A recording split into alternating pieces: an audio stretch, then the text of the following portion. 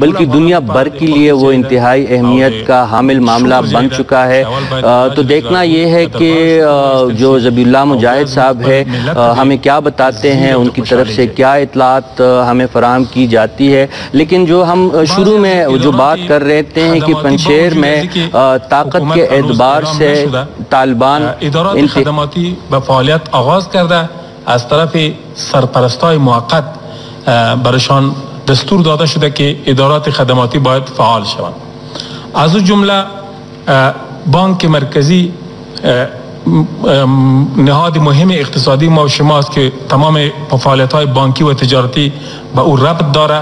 براش اجازه داده شد که باید فعالیت خود را آغاز بکنند و سر از امروز و فردا تمام بانک ها خلاص خواهد شد و تمام گرفت سطوح آزادانه آغاز خواهد شد و گرفتن پول از بانک ها و یا داخل شدن پول به بانک ها از سر گرفته میشه که جای خرسندی است. همچنان فعالیت شهروالی کابل با تمام ولایات از سر گرفته شده. ما شما زندگی شهری داریم، طبیعی است که در شهر اگر شهروالی فعال نباشه با مشکلات مختلف مواجه میشیم. از لحاظ کثافات در شهر، همچنان موانع در شهر و عدم کنترل در شهر، این همه چیزا جلوگیری شده و شهروالی کابل امروز کارهای خود را آغاز کرده.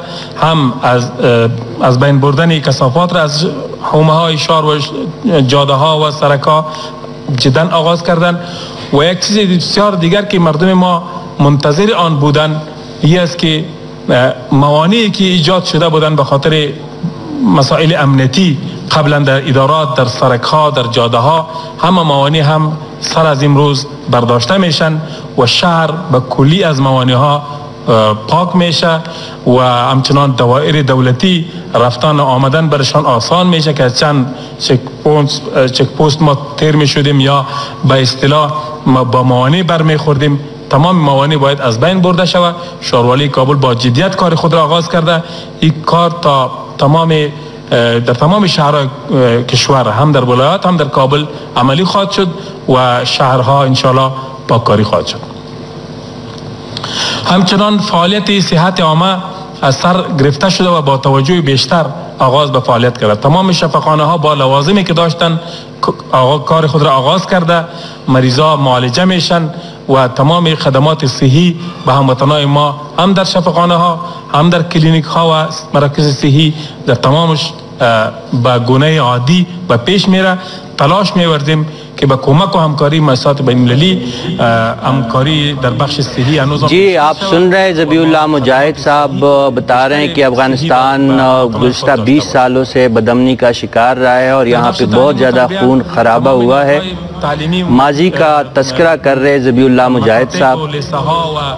मदारिस फ़ालियत खुद आगाज़ कर रहे हैं इंशाअल्लाह तब्क़ दस्तूरुल-अमल वज़ारत मारिफ خدماتشان اثر گرفته خواهد شد و کدام وقفه‌ای که به میان آمده بود वो वक्फा दिगर आज मियान बर्दाश्त में। हुकूमत की तश्कील के हवाले से और जो इंतकाल इक़्तिदार के हवाले से तालिबान की जो कोशिशें हैं इस वक्त जो मशावरती अमल है तस्करा फरमा रहे हैं और कह रहे हैं कि इस हवाले से मशावरती अमल जो है इंतहाई कामयाबी से आगे बढ़ रहा है। محصلین خود ارائه خدمات خواهد کردن و جریان تحصیلی اثر گرفته میشه.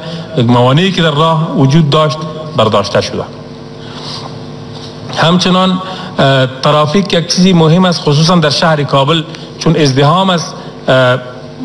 موتر زیاد داریم در شهر و سرک‌ها هم طبعا تنگ است و مشکلات ترافیکی ایجاد شده. به خاطر رفع مشکلات ترافیک پس فعالیت خود را از سر آغاز کرده و رئیس به ترافیک قبلی پس به جای خود مستقر است، به جای وظیفه خود دوام میته، در جای خود مقرر گردیده و انشاءالله دستور گرفته که تمام فعالیت های ترافیکی را در شهر بیشتر بسازه، منظمتر بسازه تا ازدحامی که وجود داره کاسته شود و باعث مشکلات به همشهریان ما نباشه. در بخش رسانه ها هم انشالله نهادهایی که ضرور بود در بخش رسانه ها پس آغاز به کار کرده.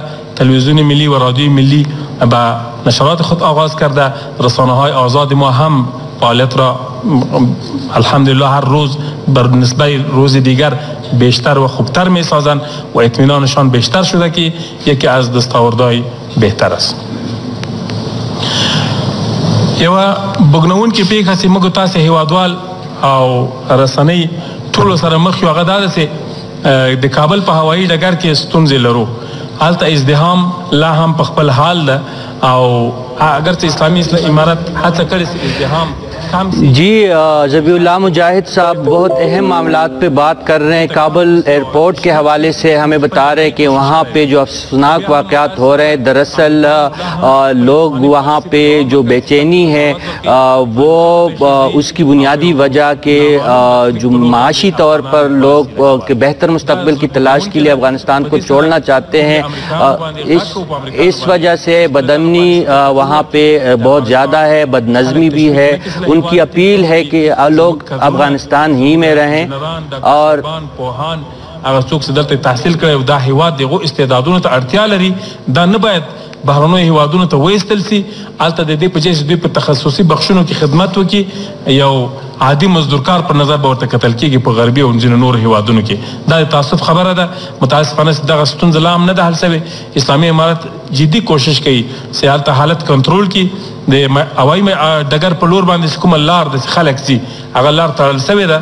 افغانان نه پرېښودل کېږي چې هغه لار نه لاړ شي. بهرني اتباع کولی شي لاړ شي میدان ته او داخلي اتباع نه شي کولی شي لاړ شي، هغه بند شوي دي.